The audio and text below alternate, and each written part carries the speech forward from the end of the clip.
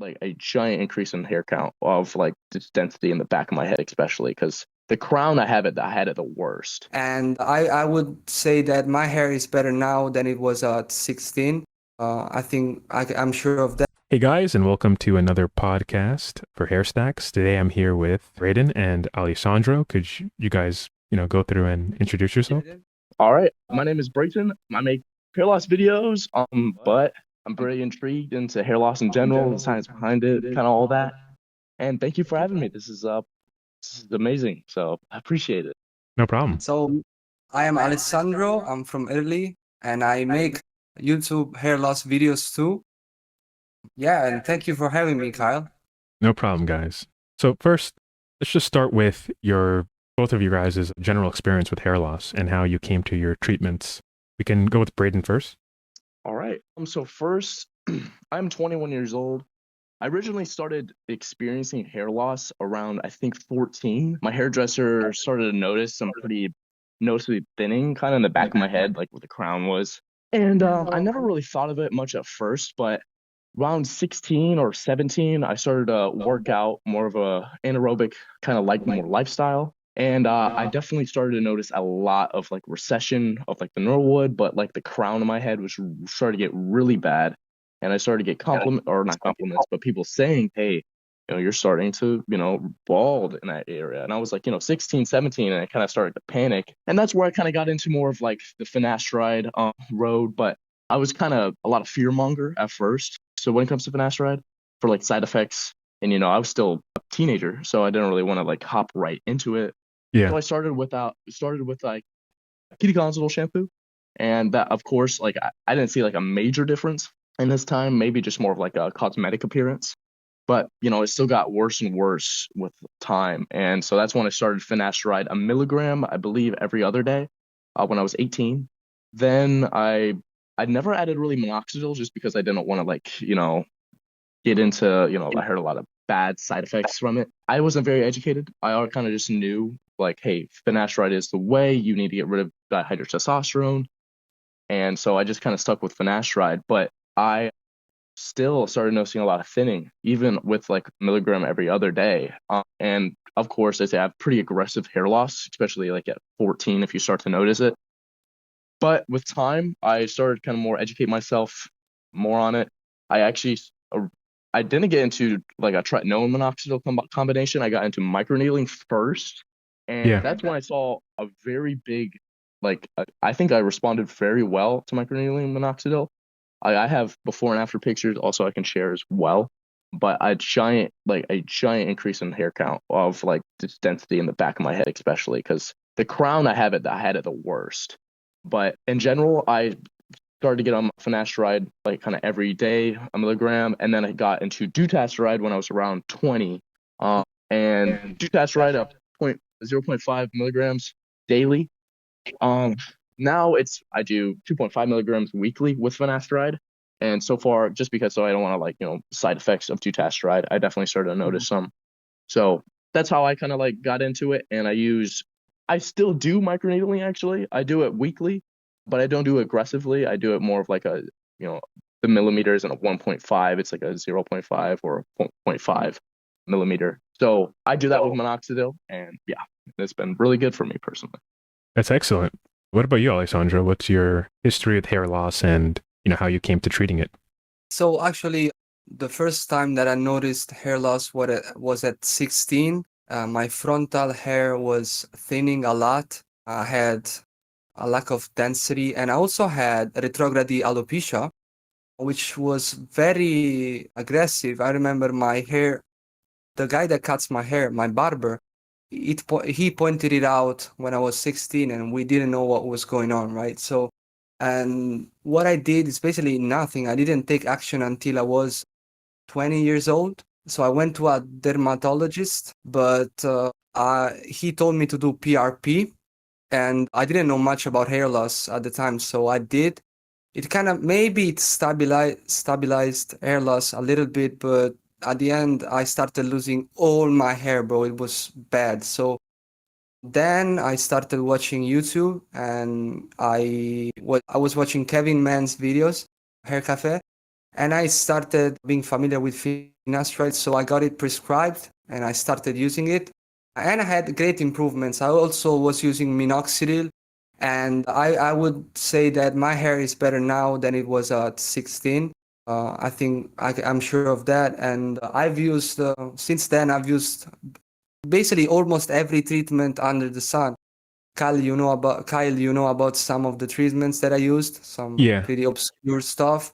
But yeah, mainly 5-AR inhibitors and minoxidil, they did the work for me. But I encountered a lot of scams, even with dermatologists here in Italy. One time I went to a derm and he told me to do LLLT one time a month in his in his place, and vitamin injections for 400 euros every month. Luckily I didn't do it, but yeah, I'm lucky to have found Hair Cafe, Kevin Mann's channel, because it helped me a lot understanding how these things work. So yeah, that's pretty much it. Now I can't complain. I'm a Norwood 1.5, but I have some miniaturization going on behind the hairline, and I want to fix that. So I'm on dutasteride.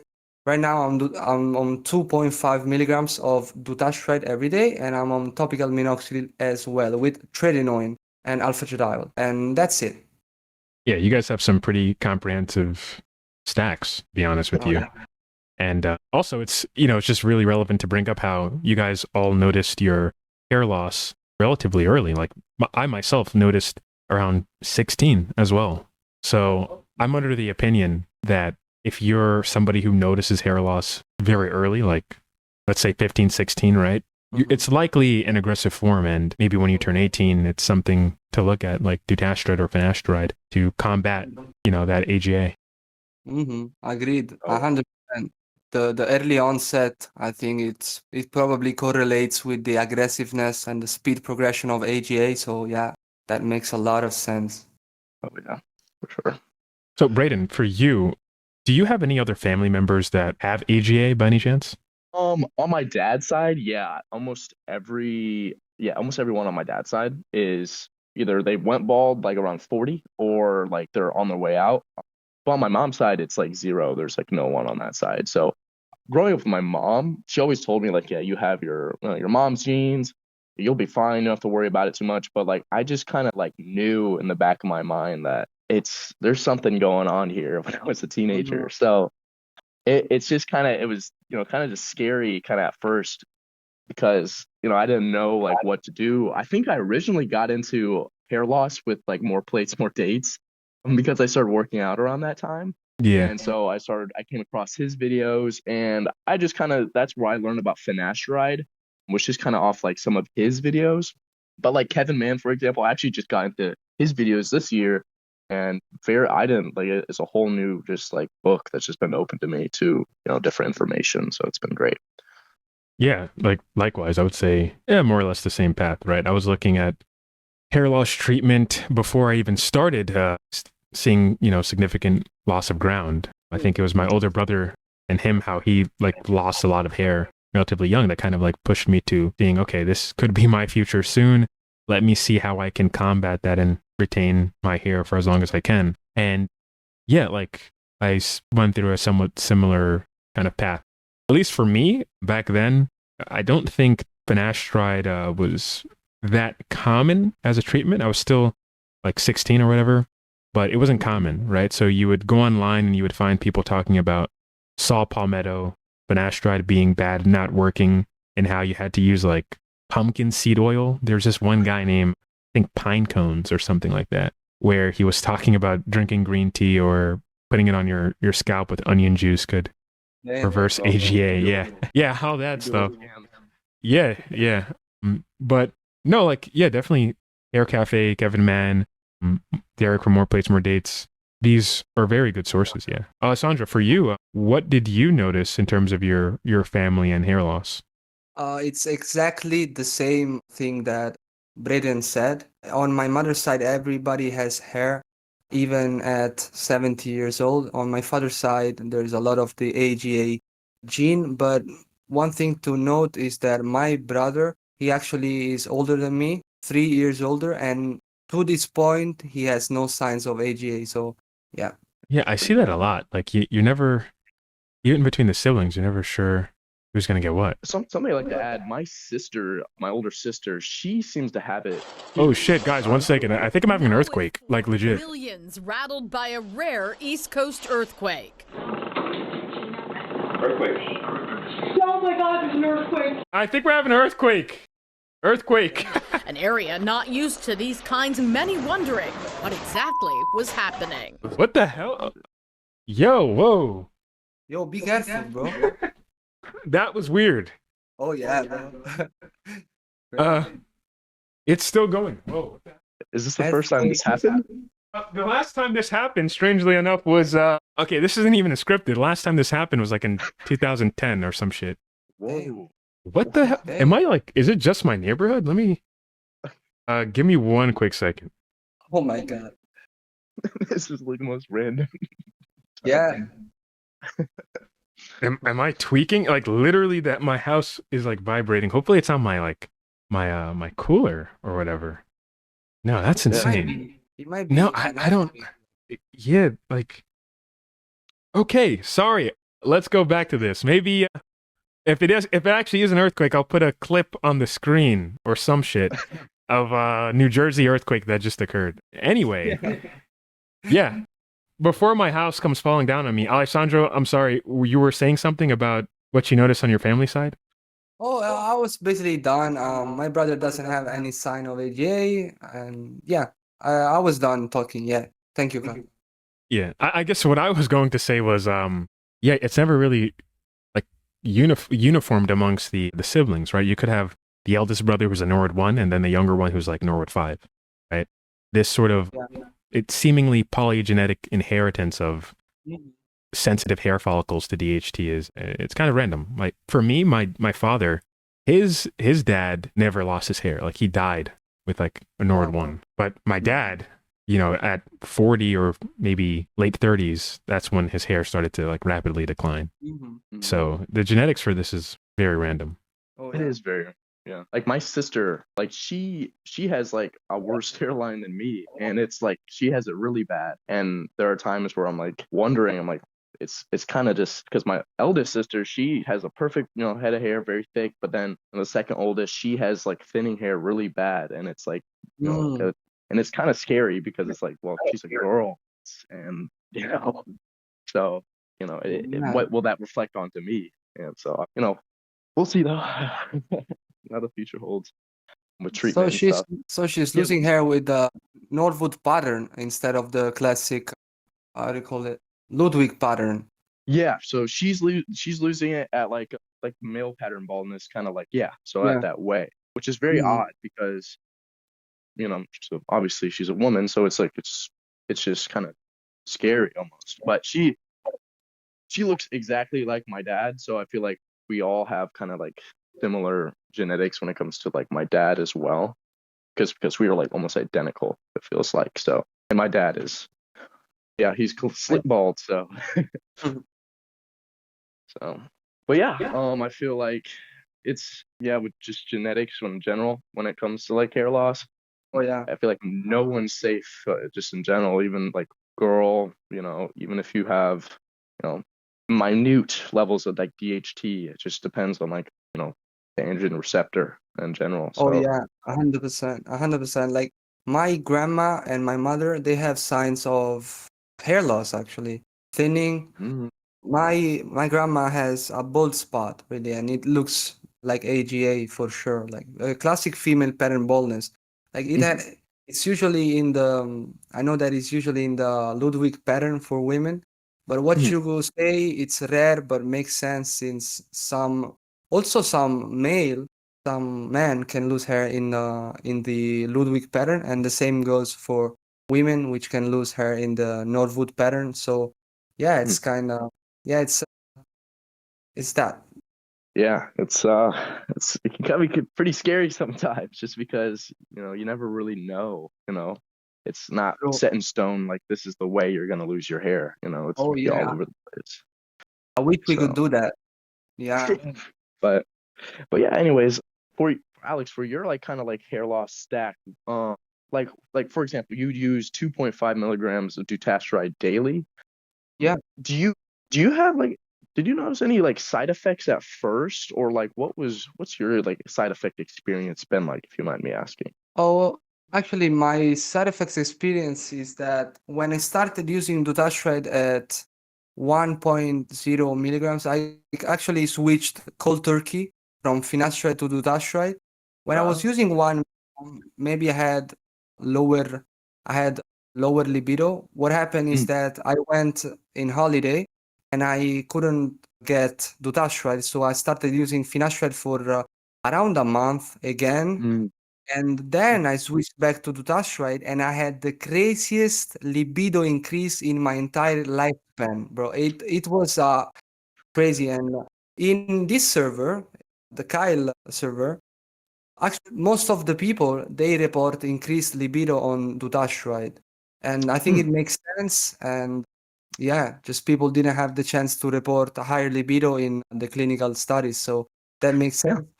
My experience is overall a higher libido, bro. Ah. 100%. Actually, I had this very similar experience. Like when I started to do Finasteride, though I can't tell if it's just like an extreme confidence boost of like just all the mental stress of like hair loss is gone, where I just have that, big just, oh yes, finally I don't have to worry about hair anymore. So you Mm. get that giant confidence boost, and then that's like libido based, or it was actually like, endocrine, based, or but I didn't get blood work obviously. So it's just like, I don't know for sure what it was. It could be psychological. That's for me. I've definitely struggled with the psychological Mhm. aspect of it. So I see. Yeah, that makes so sense to have a libido increase given the data that we have on the testosterone raise mhm, for dutasteride use. And yeah, I've heard a lot of people reporting the same experience that we had. So I mhm. think it's fair to say that it can happen very often. And yeah, overall, Mhm. that's my experience. Libido is Yeah. higher than ever. Even on Mm. on finasteride, I noticed that. But on dutasteride, it was very extreme, I have to say. Yeah, just Mm. to jump in real Interesting. quick, I would also agree with that too. Like I experienced that on finasteride and dutasteride, and and DHT is paracrine, right? So I would assume like with testosterone, it being, I guess your free testosterone would go up and it being more readily available. Yeah, like you have other reports of people who take like tren or other Mm. anabolic steroids. Not that we're promoting that here, but they also report like high, raises in their libido, right? So I think it's conceivable to see that if your testosterone goes up by some extent, you could experience, a positive change in that libido. And Alessandro brought this up in my Discord server, I think about a week now. We've been talking about this back and forth. But one thing that the researchers at Merck, I think just, and Alessandro brought this up, they just didn't do was that I don't think they asked if the people that were on finasteride, I don't think they just presented them with a neutral question of, how's your libido? Is it neutral, about the same, or is it higher or lower, right? It's always, do you have a low libido? Has it negatively impacted your libido? So we don't have any metrics from those studies in the opposite direction if it actually raised people's libidos, right? So Yeah. yeah, maybe you can talk about that more, Alessandro and Braden. Yeah, it's from a psychological standpoint. If you just ask a closed question, you say, did your libido get lower? Yeah, that's gonna influence people reports. If the question is an open question, like what happened to your libido, that would have been better.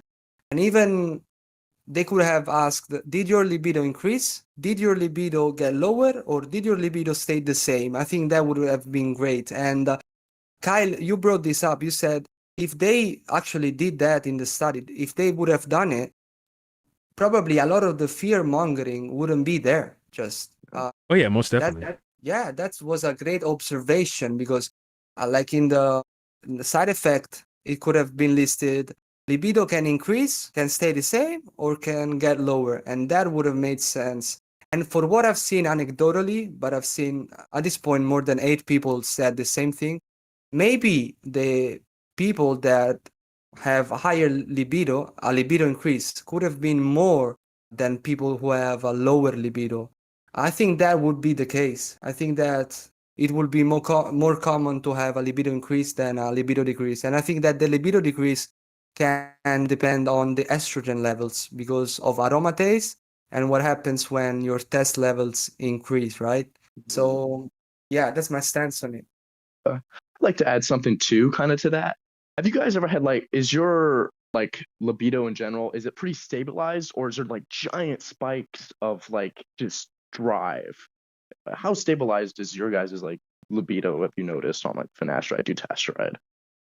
Actually, oh, Kyle, go ahead. Yeah, I mean, I've always been like, I mean, before Finn, I would never have a low libido, right? Mm. It just was kind of, Yeah. just standard. But when I took Finn, there was a period of time where, things were going kind of crazy, to be honest. And then when I got to dutasteride, it was a bit annoying at some points. Damn. But yeah. But gradually it kind of like, went back, I guess you can say, to a baseline. But there have been periods where it just, goes up crazy. So Yeah. I don't know. Like after you work out, I would get insane, like just be like when I'm working out or after, I would just have an insane spike of like debilitating libido. But then like an hour later, I just feel like asexual almost. Like there would be these giant spikes. So obviously there might be something like, I'm very lean though as well, like body fat percentage. I used to go really lean with cutting, and that could affect it as well. I remember when I used to be pretty into bodybuilding a lot, I'd try to get as lean as possible.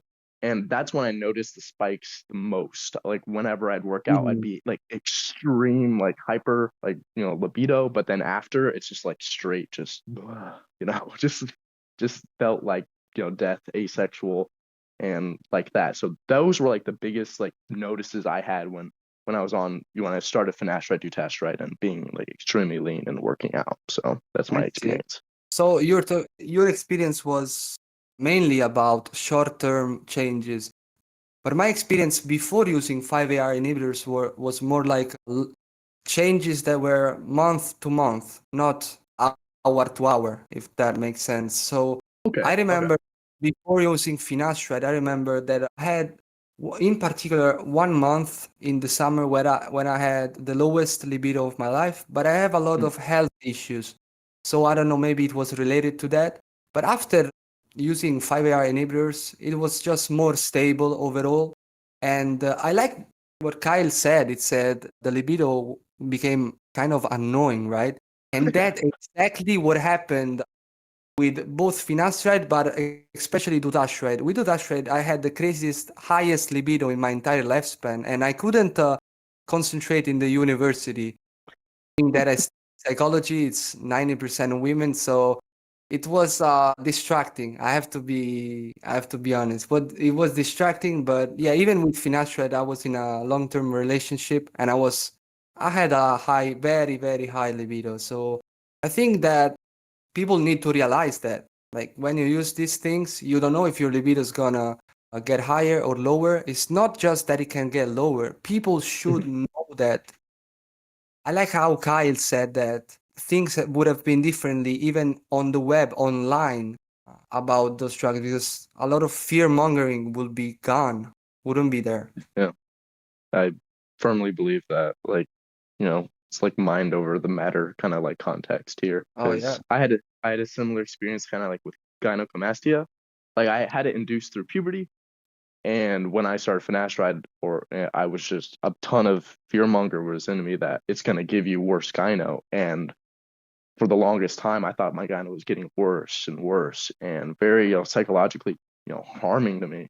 But then to a certain point, I learned about it, and bam, it just went away. Like I think it could obviously be a psychological standpoint here, where it's just like it's just messing with my head. But that's how much fear monger does damage to people. So. I swear I had the same thing. Like, a lot of the things you say are very similar to my experience, almost the same. I went crazy with gyno concerns on dutasteride, but bro, it didn't get worse. It was all in my head. I developed crazy BDD, which is body dysmorphic disorder, and I just started seeing things. That's great. Yeah, very similar boat here. Like body dysmorphia, especially with like your hair, where you're like, oh, you're like almost counting like hairs, like, or to the point where it's like this is diffusely thinning, like to the extreme. It's just so unhealthy, and yeah, it's very mentally taxing, that's for sure. So I understand where you're coming from.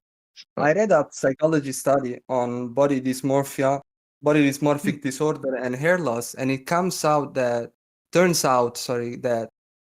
when you have hair loss problems, the incidence, the probability of having BDD is 10 times higher than the control group. And keep in mind, the control group was not normal people. They were dermatology patients. So they had Yeah. other cosmetic issues probably. So that would be even crazier, I think. Yeah, interesting. Huh. I mean, it does make sense. Because like a lot of people I know too, who either struggle from hair loss or have reached out to me, it's hard for them to like open up, and it's they just get super almost insecure, and it's kind of saddening to see a lot of these people and go through it because taking action could be seen as like not or like unmanly, Oh in yeah. this aspect too. So it's saddening. So, Yeah, I hate those narratives. You have people who are like, well, DHT is manly hormone. So you getting rid of that makes you a girl. It's like, okay, man. Paracrine hormone that we don't really need after puberty is crazy. Like, come on. Oh yeah. Yeah. So like really, do you really need the quicker beard growth or whatever? I think there's plenty of women who grow beards just fine. So, I don't think Yeah. we need DHT for the beard growth. I think honestly, even with that, I'm pretty sure you can still grow a beard with just plain old testosterone. Yeah. Oh yeah. Oh yeah. Oh guys, when I was on Finasteride, I made 80% of my beard gains. This is undeniable. Yes, I used to have almost zero facial hair. Now it's kind of patchy, but there's a lot now, a lot more. So yeah. Interesting. I personally, genetically, I had really much facial hair growth. I heard from like just from the grapevine where it's like dihydrotestosterone is better for quicker beard growth comparatively to like how dense it is compared to like testosterone, where testosterone helps better grow the beard while DHT makes it grow quicker. I don't know how true that is, but that's what I've like kind of like thought, but in general. So, but I may be wrong on that. So. But also, kind of like bring it back to your guys' experiences. Have you guys ever had experience with like the DHT itch, or like kind of that like feeling you've had on your scalp and or face? Yeah, I mean, I think everyone has had some sort of itchy scalp before, and to my knowledge, seborrheic dermatitis is correlated with AGA. Like, there's a high correlation there because seborrheic dermatitis has a basis in androgens, specifically DHT, inflaming the sebaceous glands and causing sebaceous glands to produce sebum that's poor in certain nutrients, right? But I've never had like seborrheic dermatitis to my knowledge. But I do believe that there is that sort of DHT itch being some sort of onset of sebderm or some sort of inflammation of the sebaceous glands. It's very conceivable. So I think DHT itch is a thing. It's just not something that I really think that I had to deal with, at least from how people describe it. Okay. Because similar to me, like I'd have this really weird, I didn't know what it was for the longest time, but every time I'd get done with a workout, the sides of my jaw and like the Norwood pattern kind of areas on my head would get really itchy. Just those areas, I would only get itchy kind of on the sides of my jaw and like the top of like my head areas, never anywhere else. Always thought was so weird for me. And this is even when I was on Finasteride, and even it does occur sometimes to this day, but I never knew what it was until like I came across like this DHT itch, and I was like wondering, maybe if this has some correlation to this really oddly particular itch pattern I have. So In my experience, sorry for cutting you out. No worries. In my experience, I never had any itch in my scalp, luckily. So yeah, that's my personal experience, but that doesn't deny the fact that a lot of people report having it. So yeah, that was just my anecdote. See, interesting. Did you ever, when you first do you like lift weights or like work out pretty like intensely, or like what's your the kind of protocol Oh, on that? I used to work out almost every day with I've done a lot of sports, but I used to lift weights. I've done it for six consecutive years. I used to work in a gym actually. I was the director of a gym. So yeah, I Hmm. used to work out a lot and I had a decent physique. Yeah. During that time, did you ever like notice like more diffuse thinning or like kind of anything like that, or in Mm, general? I didn't. I would say I Okay. didn't. Yeah, okay, interesting. Because for me, like if I ever take breaks of like not working out where I did for like a couple months, and then if I go right back into it, I always notice a big, not shed, but diffuse thinning in like the Norwood pattern. I wouldn't lose more hair, I would just get more diffuse thinning. And I Oh, always thought it was very odd, what it was. I don't know if it was like maybe diet induced from maybe, eating too much milk-based products, or, because I always thought that may be like a, effect. But in general, just the more I worked out in that aspect, I started to notice some weird thinning patterns. And it made me pretty like, concerned with myself, but I know that it doesn't have a complete correlation with it. And this is when I was on finasteride. But I mm, always thought it was just very odd, like why I got major thinning areas when I'd start to work out, like more of an anaerobic workout style. And while when I did something like high intensity cardio, I never experienced any, major thinning areas. Because I used to be a big runner and never noticed really any thinning. But then when I got into like intense weightlifting and or like wrestling, I got like or like not wrestling, but like high intense, just workouts in general, like for anaerobics. I noticed like thinning throughout the weeks I did. And this was even on finasteride. So I always thought that was very odd in particular, oh, interesting. so I don't know if anyone else had an experience like that, but W- in j- j- general, of course, it's not debilitating. just to cut in real quick, one thing I wanted to talk about, particularly with you, Braden, Mhm. was the allergies, right? I Mm. remember you talked about allergies that you had.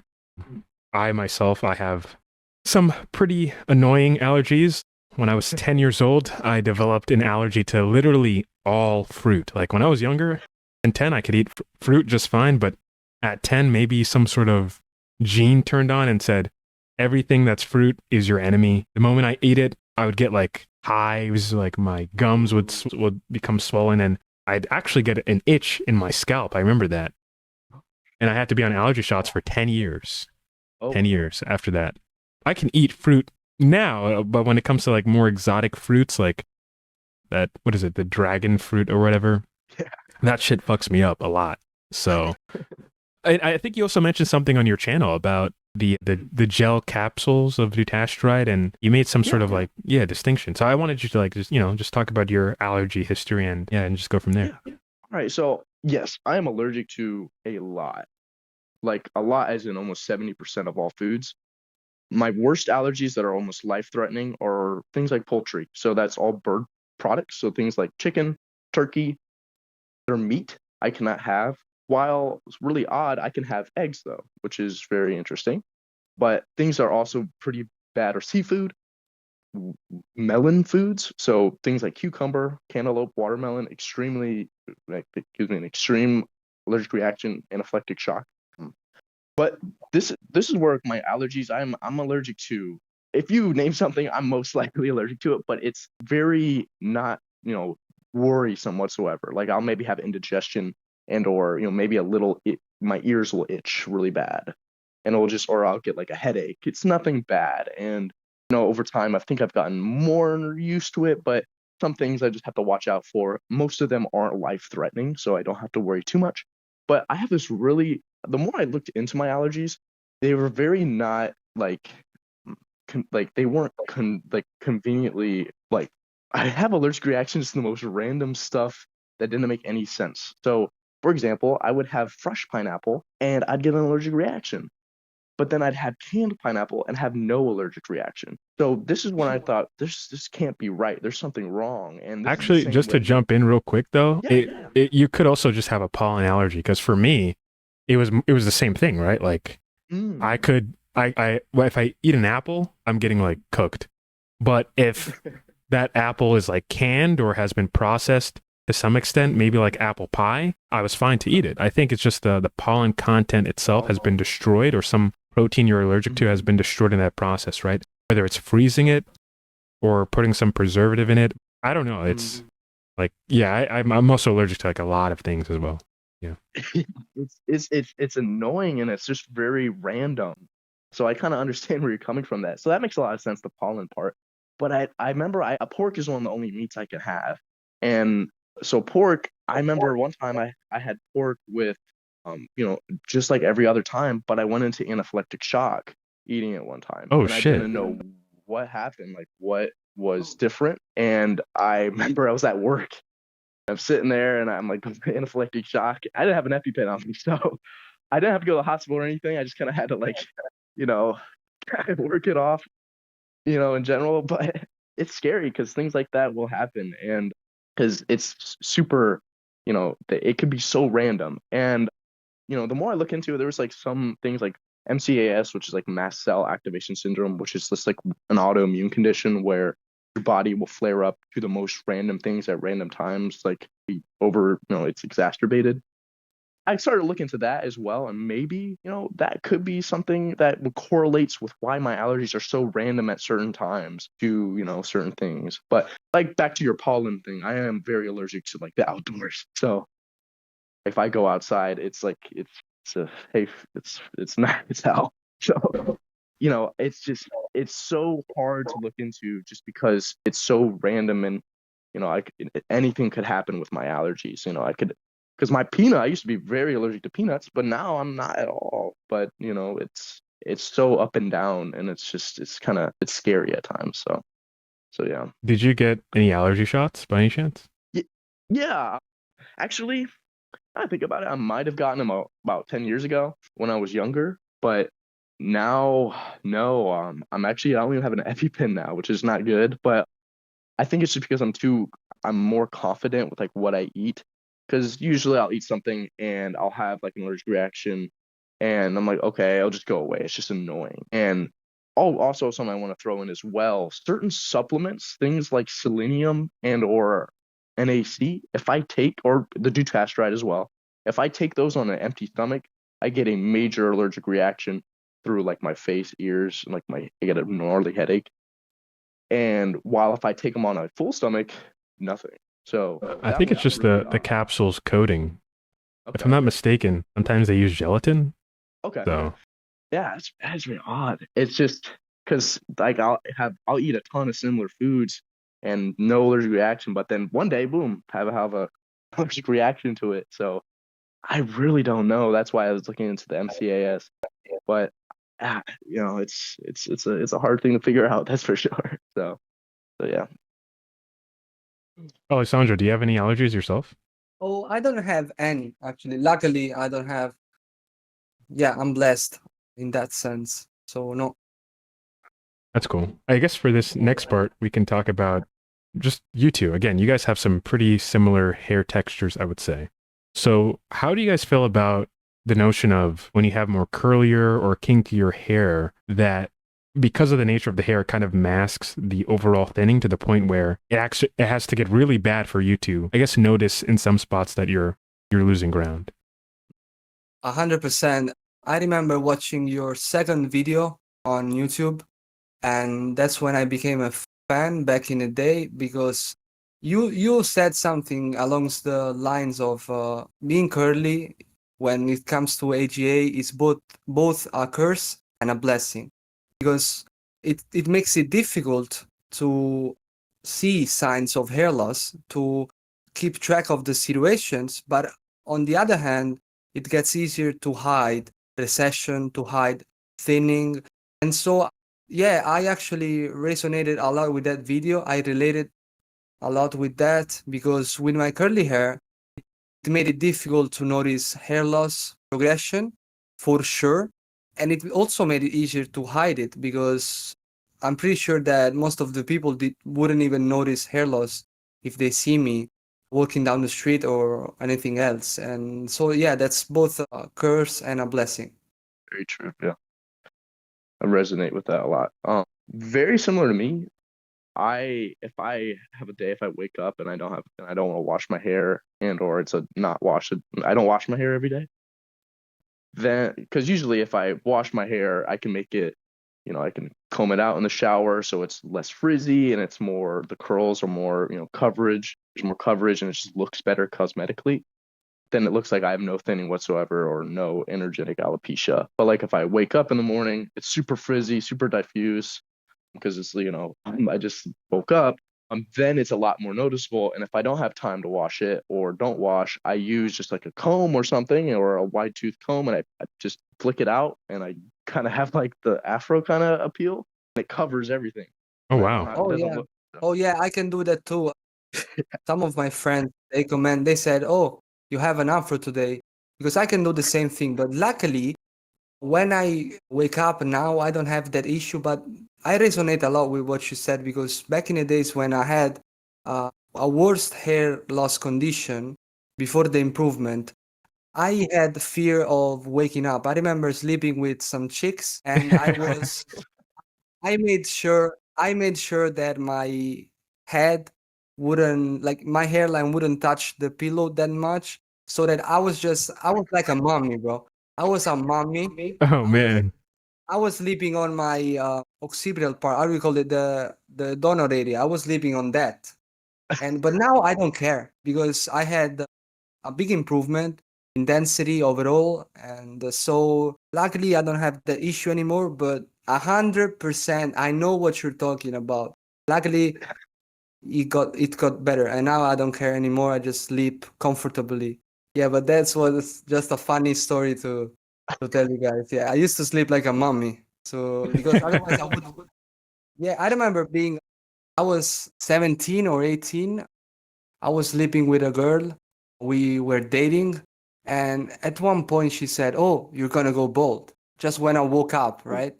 In Italy, we Man. say I still have the pillow on my head when your hair is all messed up. So I remember that she told me that, and now I'm like taking 2.5 milligrams of dutasteride, and I'm like, yeah. And now we're gonna see if I'm gonna go bald. I'm not sure about that. Oh, man. Interesting. Have you guys ever I would try to find like a hair mask where it's like, all right, try to keep my hair like not being extremely frizzy in the morning. I'd try to do that or like sleep on satin pillows, for example. None of that stuff really kind of worked. I mean, it did help a little bit, but I move around a lot in my sleep. So I think the none of satin that- pillow or like if you have to, wear like a satin lined beanie or whatever. Yeah, those generally, those help to some extent, reducing frizz. But also it just Yeah. depends on your hair type too, right? I think there's this one condition that I looked into. I forgot what it's called, but I think it's like maybe a vitamin A deficiency. I could be wrong. Or maybe vitamin D, but if you're deficient in it, the texture of your hair kind of changes and becomes more susceptible to frizz over time. Interesting. Yeah. For me, when it comes to the conditioners and stuff, I never in my life used a conditioner. I just shampoo.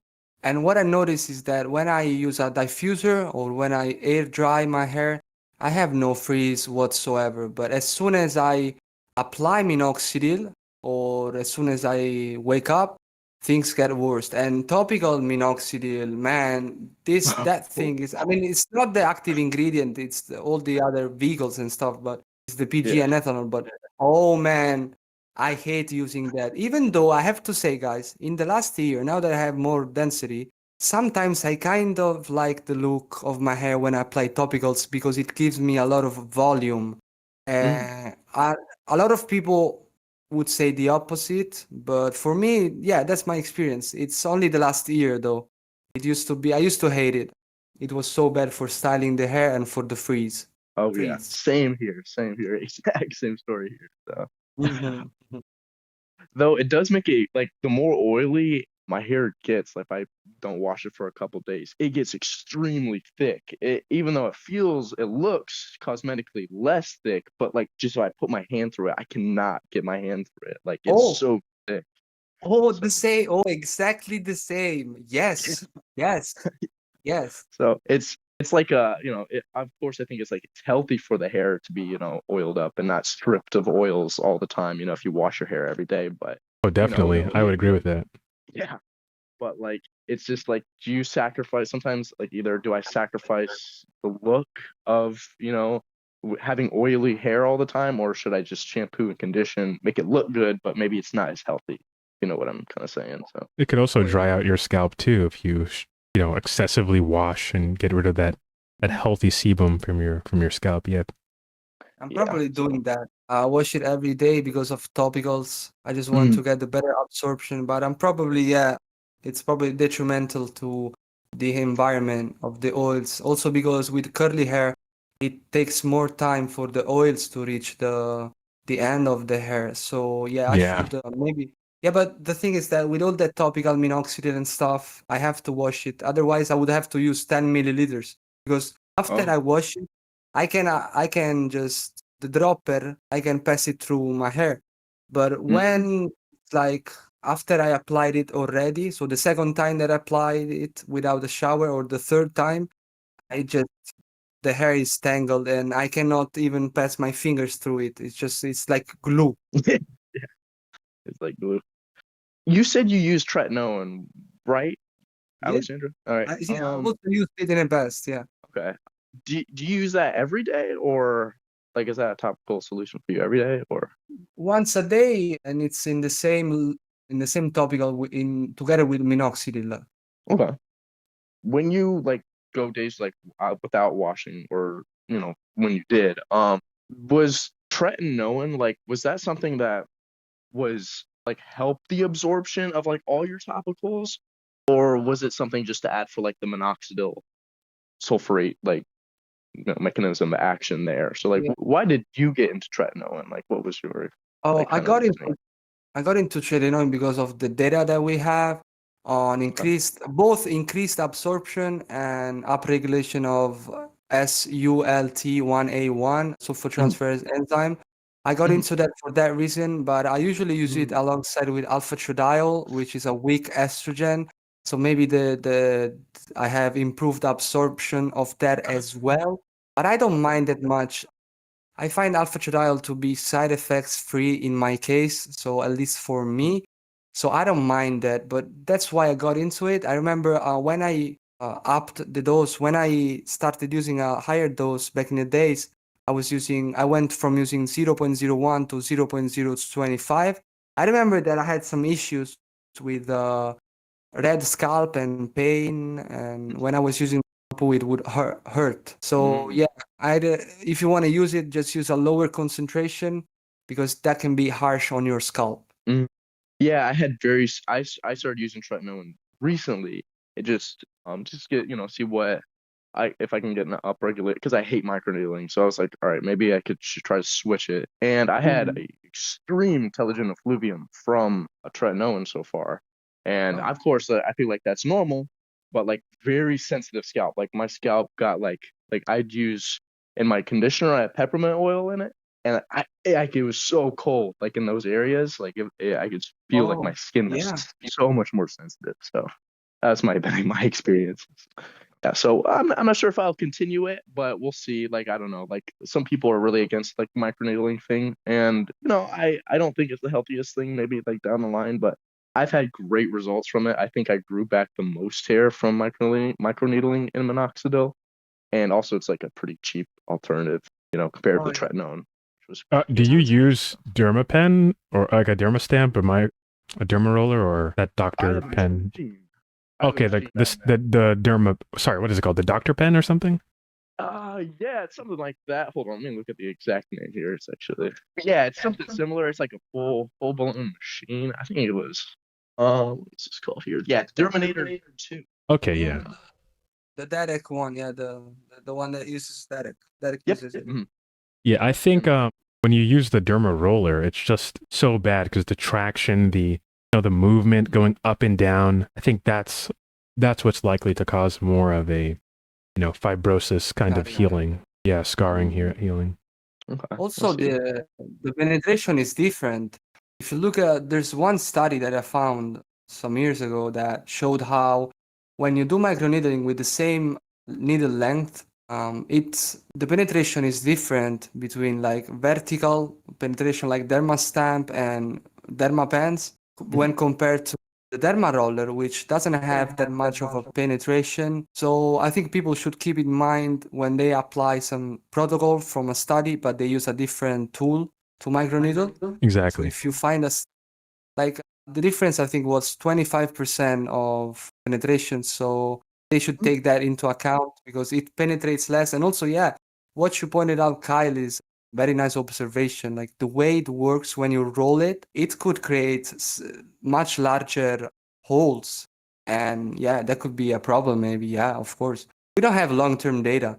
And I dropped microneedling after 3 or 6 months, I don't remember. But yeah, I didn't lose any gains after stopping it. So that was good. There was that one study with topical dutasteride. This was from, I think, Mexico, where they used the Dr. Pen, I think it's the vertical stamper microneedler. Yeah. And yeah, you can see, like, at least in the results, in the area where the topical dutasteride was applied, and where they used this microneedling device, this machine, this person clearly got a high absorption of it just by using it weekly or once a week. So yeah, definitely, yeah. Oh, something to add though too. I did go through an RU5A1 phase during when I was around 19, I believe. Okay, tell us about that. Yeah, what did you have any symptoms or? It was interesting because this is the point where I was like definitely going through like a hot lot mentally when it comes to like hair loss, and so I was just trying to do anything I could kind of at this point. And obviously, I didn't use it very responsibly. I would use it pretty often, and I would use it if I had microneedle. There was a point where I was microneedling like daily, like bad. With the RU, like you would apply the RU after microneedling? Yeah, I would. Oh man, wow. Oh my God. It was bad. So Oh. I would. And side effects wise, I mean, I didn't really notice then, but now if I look back at it, I think I had a bit like I would never wake up with any sort of like for example, morning wood is like a healthy, it's supposed to be, good that you have androgens circulating, but I would never wake up with any sort of like libido or like morning wood type thing. I feel like my gyno started to get a little bit more puffier, but also had this weird, I don't know if I look back at it now, it could have been anxiety, I don't know, but I had like chest pain kind of in certain days at the day after I'd use RU, especially if I would microneedle. So it was an interesting experience, that's for sure. Not healthy though. So yeah, I mean, with RU, you just never know where you're going to get. This is, something that's just been on the market. You don't know who's making it. You don't know how they're making it. You don't know what they cut with it. So it's definitely a risk if anyone goes that route. yeah, so I definitely agree with that, and I don't really recommend it anymore. I think there are way better options, and I think it's just for me, it was like one of the cheaper alternatives, and I was just like, all right, I just need, some type of like, anti-androgen on my scalp.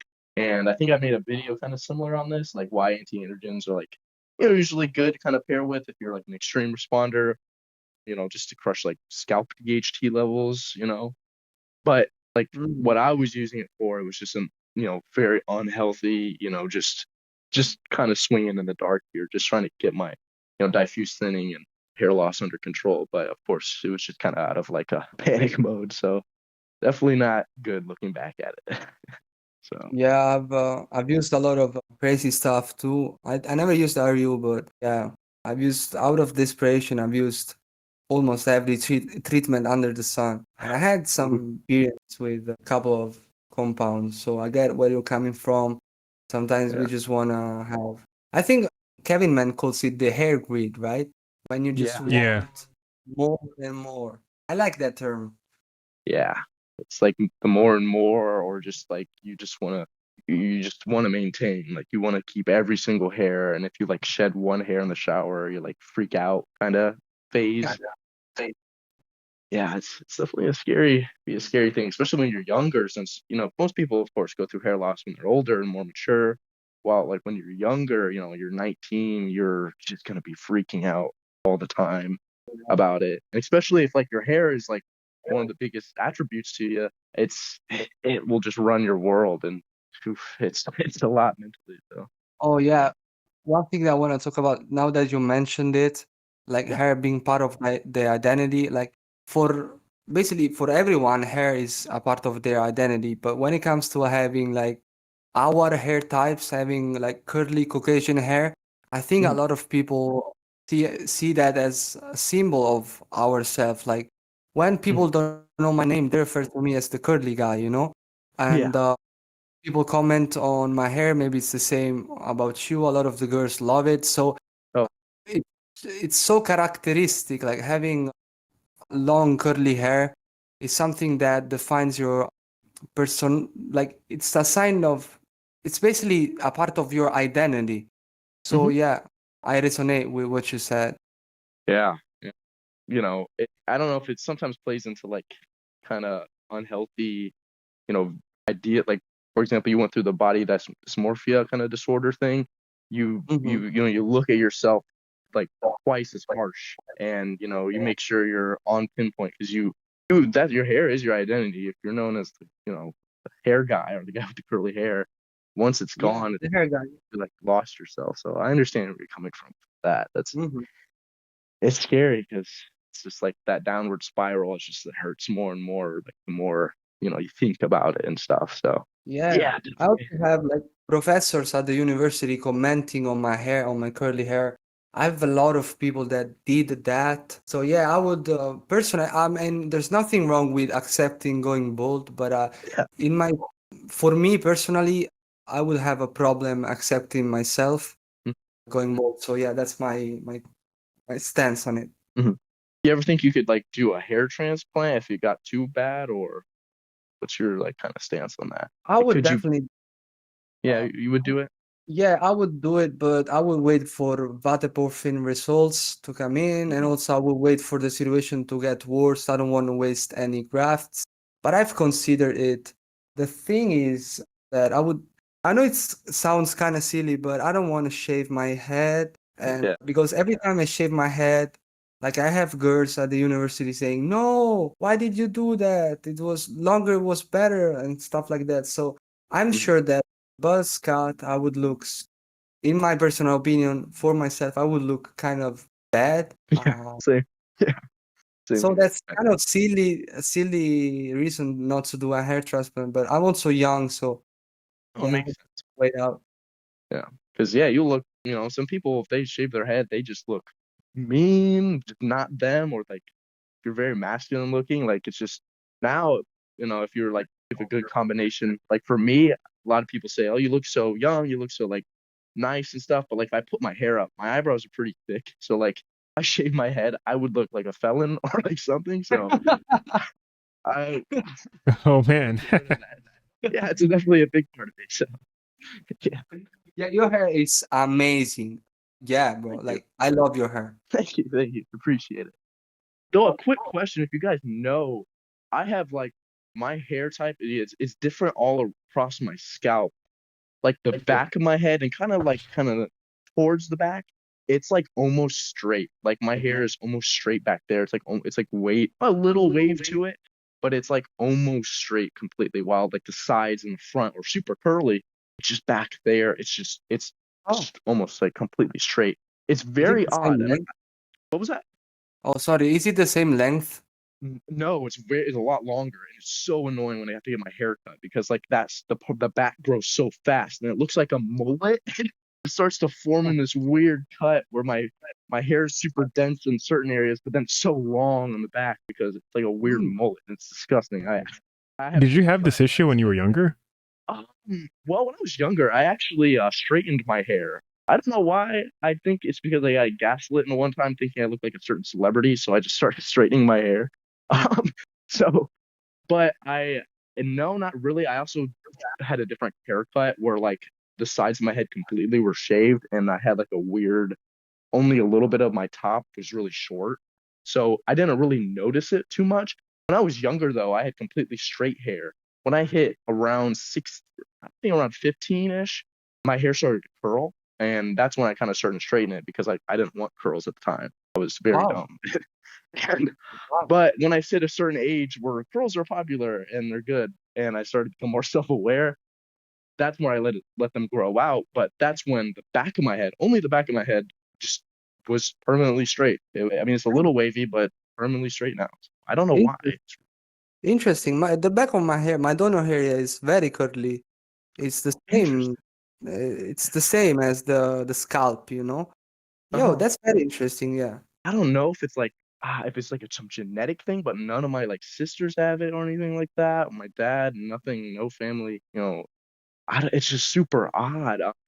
So I don't know. Maybe if it's like maybe water damage, but why would it only be the back? Why isn't it in certain other areas? So like, it's just very odd to me. So Now, is there a difference in density between the Yes. back hair and front hair? So I'm assuming the back hair has more density. So the back hair actually feels more loose because or like thinner because it feels more wow. straight. I can run my fingers through it, so it feels more straight. I also noticed that that's when I started to lose hair the most back there. So when I was going through a thinning stage, like on the crown of my head, I could like my entire scalp was like just a crater, and I was losing hair very quickly back there. I don't know if it's because my hair is straight and so it's easier to see through comparatively to coarser curly hair where it's harder to see. That might be the reason why it looks so much worse back there because it was or not curly, it was straight. So maybe I don't completely know why, but it's just very odd observation I have for like my hair. So yeah, I mean, I guess for some people they don't have a consistent hair type across their scalps, so that could be the case. You probably just have some hairs that are more wavier and some that are just extremely curly, and maybe you have some that kind of like clump together in this like weird mix, which I don't know. It's just just better to have that issue than to not have hair there at all. Or I could maybe when I'm older, if I ever need a hair transplant, I'll just like swap that hair out with the hair that's curly. I mean, that's the good thing about more curly or kinkier hair types, right? Like when it comes to hair transplants, you don't need that many grafts compared to straighter hair types. Yeah, it's nice because I do not want to have like hair transplanted from my like beard or something, or that like the neck area. Thankfully I can if I have curly hair, I can just move one graft to one area and it will cover a lot. So as a side note, when it comes to people getting their nape hair, the back, on the neck or whatever, transplanted, I've seen like bad cases of that where people have like dupa or retrograde and they go to a hair transplant doctor and then that doctor's like, okay, we're going to use your nape hair. They put on the hairline only for that to like kind of go away over time, even on treatment. Yeah. Because the nape hair is it even considered part of the scalp? I think it's just body hair, to be honest with you. Yeah, I think so too. The anagen must be shorter, right? Definitely, yeah. It has to have different anagen structure. Like I've seen people, again, who have just like super hairy bodies, right? And going up to their neck. So I guess it would vary between people, but I would assume the nape hair is some sort of body hair and just has a different anagen structure overall. For me, like personally, I know I'm just very genetically prone for body hair, and like there was a period of time where I was off finasteride and dutasteride, and I started to notice like hair growing up like my stomach very quickly comparatively to when I was not on finasteride / dutasteride. Like, and that was like a very interesting like thing I noticed, and also like my facial hair, like I'd get more scruff, come a little bit more quicker. Because like my dad personally, he's like extremely hairy guy. Like he's like got back hair, he looks like Bigfoot, but he's slick bald. So it's like I do not want to look like my dad. So being on finasteride and dutasteride, I've definitely noticed that I have a lot more less body hair in general. Like I have zero lower back hair now. I have like zero growth in my like tummy hair, all that. So I'm kind of thankful for that because I kind of want to keep my appearance like this for now. But maybe in the future, I'm not sure like what I do, like maybe use minoxidil topically for my beard or something if I ever want to do that. So yeah, I mean, for me, I don't know, I've noticed like more body hair since starting finasteride. Really? Like on my arms and stuff like that. Yeah, and recently, I would say within the past 2 years, I've gained a lot of body hair. Maybe that was like already genetically determined that would be the case, or maybe someone's putting oral minoxidil in my dutasteride, right? Who knows at this point? But Yeah, it's pretty interesting. For some people, they get slower body hair growth, but for some people, that increase in serum testosterone, it seems, speeds up their beard hair or their body hair. So yeah, Yeah, that's what happened to me after starting using 5-AR inhibitors.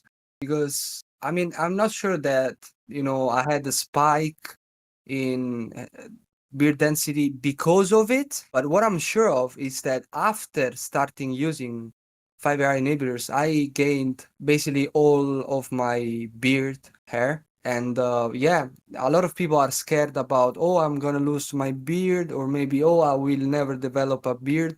For me, however, I gained most of my beard while on Finasteride. yeah. Wow, that is very interesting. Mine is the complete opposite. Like I don't grow anything now. So I think really, yeah, maybe. the minoxidil thing probably would help. Just putting it topically on the beard, right? I think Yeah. that would help. You think tretinoin like paired with it as well, or microneedling would like kind of help too, or more I so? think so. I made like this like beard growth stack. Maybe I'll revisit that. It's a video on my channel. But Okay. I think using tretinoin or adapalene gel on the beard area and then applying minoxidil once a day or maybe at night, whatever, that probably should have some sort of benefit. But I would be careful just because your mouth is in your beard area. If you want to put it on your mustache, be careful. That minoxidil. If you're doing it while you're going to bed, you could accidentally lick your lips or whatever, and then expose your body to topical oral minoxidil at that point. Yeah. That's the only dangerous thing that I see when you're applying it to your face, more so on the mustache area. Yeah, but no, I do think it's beneficial.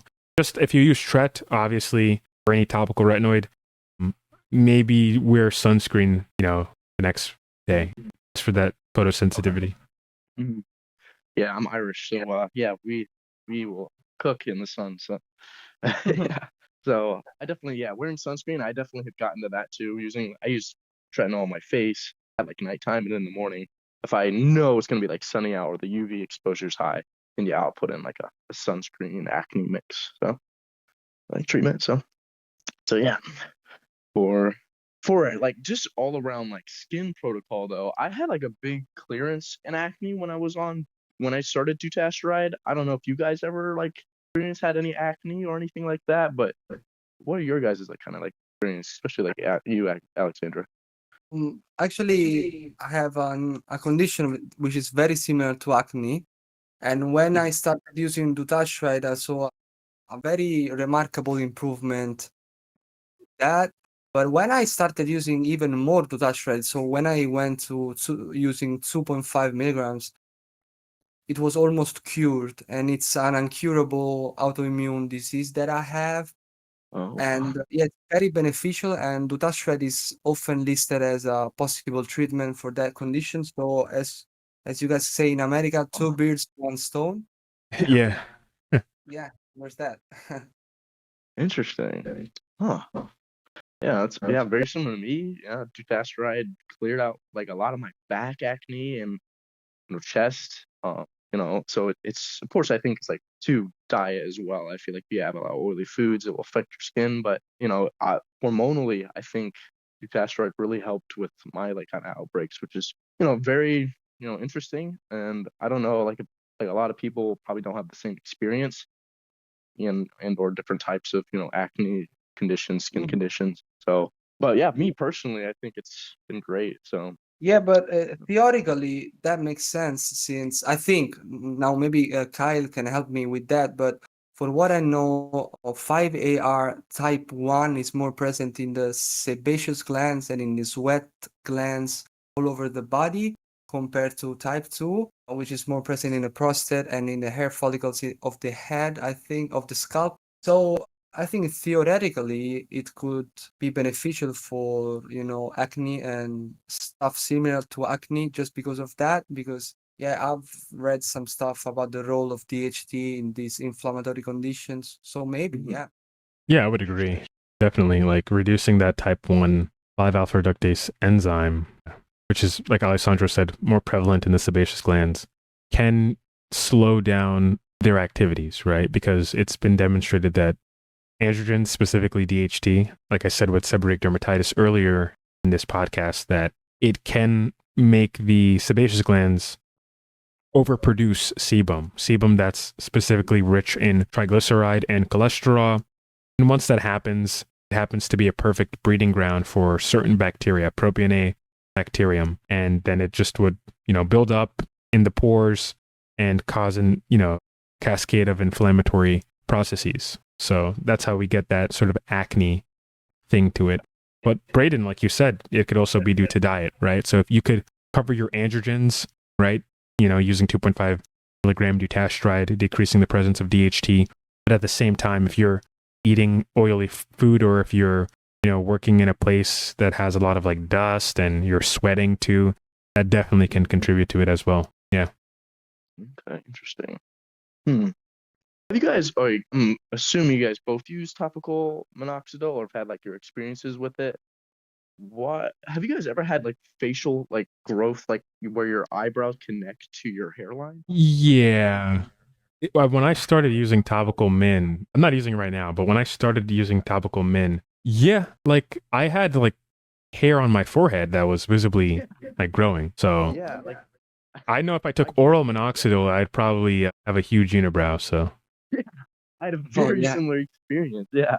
My girlfriend would pluck my eyebrows, and she one time she was like, "Why is there a hair on your forehead, like eyebrow hair on my forehead?" And I was like, Oh, "This has to be the minoxidil." So yeah. that's That a weird side effect. Yeah. that's gotta be a marker for sulfotransfer activity. oh That's yes. that's gotta be a marker for it. And also, one interesting thing that Kyle pointed out is how when you apply topical minoxidil, obviously it goes into the blood vessels and it can go around in the tissue, right? It's not strictly localized in the very same area where you apply it, but it kind of Yeah. spreads a little bit. So, damn, yeah, I can see that happening. But luckily, or maybe not luckily, I didn't experience that. But that would have been a sign of having the sufficient amount of SULT1A1 activity. That would have been reassuring. But I'm just gonna keep using minoxidil because I did a pretty stupid thing. It was because I started using topical minoxidil in the same time when I started using finasteride. So I don't know which one of the two made me gain ground. I don't know if I'm a responder to minoxidil at all, and that's annoying. I mean, to be Not knowing, fair, like to be fair, that's what most dermatologists recommend. I'm at that point of just telling people, yo, it's probably better to just look at starting finasteride first. And if that's all you need, well then your life is much, more easier. But if you put on minoxidil, you're using finasteride and you're like, yeah, maybe minoxidil isn't helping me, and then you stop, well, go look at my video, see what happens, right? Oh yeah, You'll find out if it was working for you. I saw the video. Yeah, yeah, it was crazy. Definitely. Yeah, the thing with topical minoxidil is a long life commitment. Sometimes I start using it less often, like one time every day. But at the end of the day, I like how Kevin Mann said, we will brush our teeth twice a day at least. So incorporating that into our routine shouldn't be a big problem. But yeah, sometimes I do have struggles with it, especially when I go to sleep at some chick's house, or maybe I go to sleep in a hotel or with some friends. It's annoying sometimes having to apply it. Definitely. Yeah. Have you guys ever been tempted to use oral minoxidil? Kinda. I guess I've had the temptation before, but I just the fear monger of like all the crazy side effects it can have, and like the all body hair growth is something I just did not want. So eventually, yeah, it just slipped my mind. For me, it's that like they never really proved if it was dose dependent. The very serious side effects. The what was it? The cardiac. Pericardial infusion. Yeah, pericardial effusion. Yeah. So yeah, that's what's really put me off of it. Oh yeah, that's true. For me, I have two concerns. One are health related concerns because we don't have a good prospective study regarding efficacy Exactly. and safety for AGA for people without blood pressure problems and stuff. So that's one thing. And the other thing is hypertrichosis. I just don't want that. But the thing is that a lot of people, they say, oh, we have studies on oral minoxidil, blah, blah, blah. But those are not prospective studies. And the difference in reliability re, um, between prospective studies and retrospective analysis is huge. So I don't trust retrospective studies that much, and I wouldn't risk my life for my hair because why would I need hair in my grave? Like, you know what I mean? But I Yeah. know that there's not a high chance, but even the 2 case reports on extremely low doses of oral minoxidil, and there were case reports of pericardial effusion, which is not something you develop for a nocebo effect, definitely. So those Yeah. 2 case reports, they show us that the side effects, maybe the incidence of side effects gets lower, the probability of developing pericardial effusion gets lower when you use a lower dose, but it doesn't go away. There's still that risk. And yeah, I think the data is not there to just recommend or even use it. Exactly. Yeah. And it seems to be something that's, again, dose independent. So it's intrinsically tied to the subject's genetics, right? How they respond to it. So exactly, like, it hasn't fully been demonstrated, at least to me, it being safe. And whenever I watch a dermatologist talk about it online, it's always presented like, oh yeah, that's a possibility, but it's safe. But it's like, it's a possibility of something serious, right? Like if you look at JAK inhibitors for alopecia areata, it is possible when you suppress the immune system, you could get some sort of cancer to it, but that hasn't been demonstrated. But they do have some people within their clinical trials that they've noted having, blood clots, right? A marked elevation in their cholesterol, right? So there's always risks to these things, but I think we just need better oral minoxidil studies. But it seems to be, yes, it is dose independent, and you can develop cardiac issues at a low dose. Oh yeah, that's concerning. I don't know why it's taken so lightly. A lot of doctors, the dermatologists say this, oh yeah, take this pill and yeah, no problem. I'm not gonna do cardiac monitoring. I'm not doing anything. Just take this pill and yeah, go on with your life. And that's, in my opinion, that shouldn't be the case. Like this thing needs to be investigated further. Like I remember reading a scientific study on the incidence, on the probability of developing pericardial effusion on the standard dose for blood pressure, right? And it was high. Like the probability of developing pericardial effusion, which can be deadly, by the way, was like a 6%. And that's not low for life-threatening side effects. So yeah. Definitely, yeah. And I know it's like pretty toxic to cats. Like if cats orally ingest it, they're like, it's fatal to them. Oh yeah. So, all mammals are similar to some way. So, no, it's scary. You never know the long-term effects of oral. Exactly, yeah. Like the long-term effects, exactly, yeah. That's what's concerning. You don't know if it's destroying your blood vessels too. Who knows what it's doing long-term? I have this one friend. We're still friends. I don't know why I said had. But they went to the dermatologist and they were like, "Yo, can I just get finasteride?" The dermatologist was like, "Oh no, that's dangerous. Use oral minoxidil instead." And it's like, "Oh, okay." Yeah. Wow. This is, damn, they should look at the data. So you're comparing 2.2/3% possibility of developing reversible erectile dysfunction, and you're saying that's dangerous, but the risk of developing like a drug that can give you pericardial effusion is not dangerous compared to it. Like, I don't get it. Like, I think there's like a lot of people, doctors and stuff, they don't look at papers. As soon as they graduate, as soon as they finish studying, that's it. And That's the sad part of it. Yeah, that's very sad, because yeah, I've heard people coming to their dermatologist with more information about drugs than the dermatologist even knows about, and that creates a lot of like distrust of the of medical institutions, to the point where people think they have complete agency to start self-medicating, right? It's just I don't know, it doesn't give that much confidence when it comes to these particular treatments. Yeah. Yeah, 100%. Couldn't agree more. And that's the one thing that I notice is that a lot of these terms, it's either that they don't study after they graduate, like they don't look at studies, or they're just dishonest. Because I've been approached, like I've gone to dermatologists that told me to do the weirdest stuff. Like I mentioned at the beginning, that kind of scam that they proposed me, but I had also another dermatologist told me that finasteride can make my penis smaller, and as soon as I stop it, I'm gonna lose basically almost all my hair all of a sudden. And this is just one instance because I have many, but I don't wanna take too long to describe all the things. But yeah, and when you bring up the data, and when they find out that you know about studies and stuff, they can get defensive.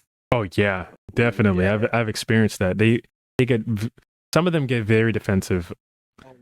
It's kind of strange. We had that one guy in the server. I'm not going to say his name, but he's in the server.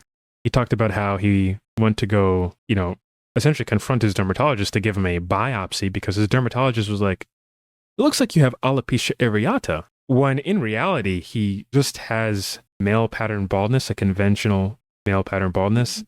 And then he put him on all these topical steroids, and it caused, other issues because he had him be on it for an extended period of time. And then just him trying to get his biopsy data from this dermatologist is kind of like, it's really strange how resistant this guy is to just, giving him his results. And the way I look at it, it's like this, like, okay, finasteride, you lose your dick. Okay, go get a Viagra, right? In the extreme ultimate worst case ever, your dick falls off and rolls into the garbage bin, right? With oral minoxidil, your heart is gone. You're dead completely, right? Yeah. So the fear mongering, for one, I think is a bit more justified than the other, and that surely being oral minoxidil. We again dose independent pericardial effusion. I don't know. Maybe one day if I say, who cares? Fuck it, right? But I can't just sit there and risk my heart. That's not going to come back with any Viagra. And also the fear mongering on finasteride, I know we all know that it's unjustified, but if you look, like, I remember pointing this out in my Italian YouTube channel. So if you look at long-term studies, that would be longitudinal studies on 5-AR inhibitors, they actually don't have sexual side effects in the long term. And also the studies that are shorter, they sometimes they show how the same people who had side effects with continued use, when they keep using the drug, those side effects, they resolve on their own. They just go away. And the side effects of the treatment group become the same, statistically speaking, of those of the placebo group. So I think that a lot of people don't talk about this, but yeah, we have like a lot of longitudinal studies. And I remember looking at a study with 17,000 patients and a meta-analysis with like 20,000 patients, and yeah, zero side effects when compared, of course, to those of placebo. So yeah, that's another thing that all those fear-mongering people should keep in mind. Yeah, all the post-finasteride kind of syndrome effect. So Oh yeah, yeah, actually, plays into that.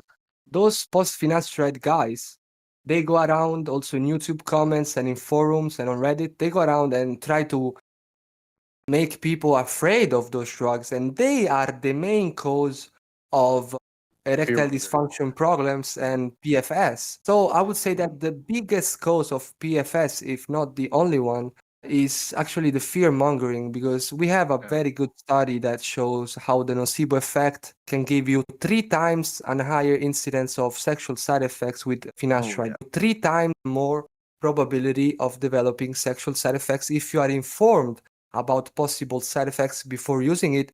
And in that study, they even told them, oh, but those side effects are very rare. So imagine what would happen if you look at some horror stories of like people, they say, oh, finasteride turned me into a woman. Oh, now I'm gay. Oh, I have My anus is irreversible. numb. The anus is numb thing. Yeah, I remember that.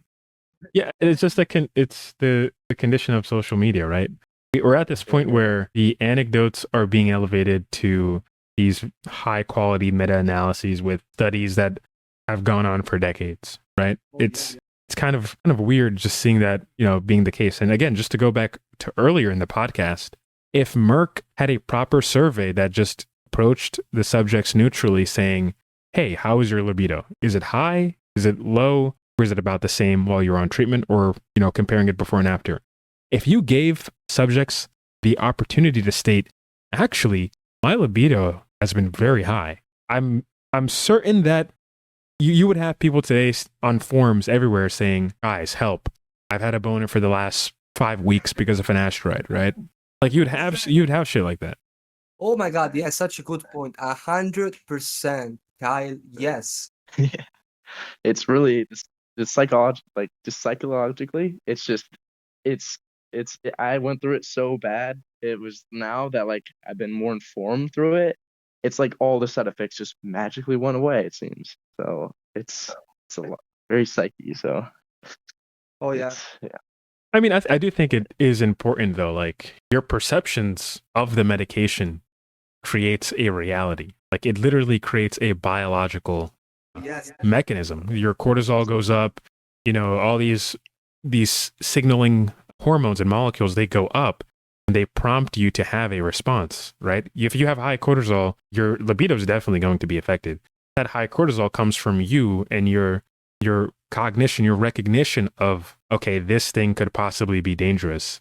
Now your body will elicit an effect that makes you, have that kind of reinforces whatever you're thinking that the negative Yes. effect is. Oh yes, 100%. So true. Such a good point. Yeah.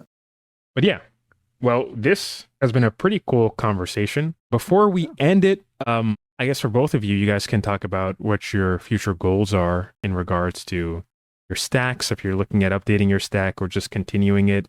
Both of you are content creators, so you're free to just talk about your content and, whatever you guys want to do on your respective platforms. And yeah, the floor is yours. Who wants to go first?